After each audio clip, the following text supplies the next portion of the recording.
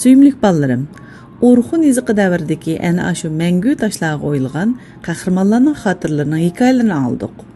Endi men sizlardan bir oddiy savol so'rab baqay.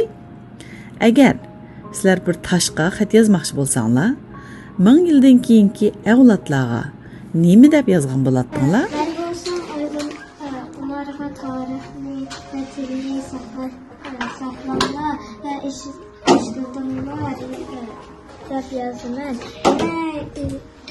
Tapab, yaxshi do'st bo'linglar deyman.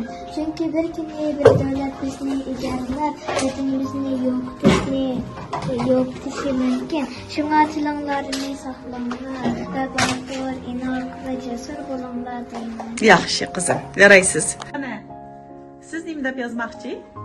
Ana tilimiz ajoyib muhim. Ana tilimizni hargiz unutib qolmanglar. Unutib qalsanglar, Uyg'ur bo'lmay Amerikani bo'lib qolsizlar. Shunga Uyg'ur tilimizni yaxshi o'rganinglar. Uyg'ur tilimizni faxrlaninglar. Deb yozsiz. Barakalloh qizim, yaraysiz. Nurlan, bir tosh bitikka hozir xat bitsak, sen nima deb bitmoqchi keyingi avlodlar uchun? Men hargiz Uyg'ur tilimizni tasvir etmanglar. Elvatgacha o'tkazinglar. Davom qilinglar. Yaxshi, barakalloh sana.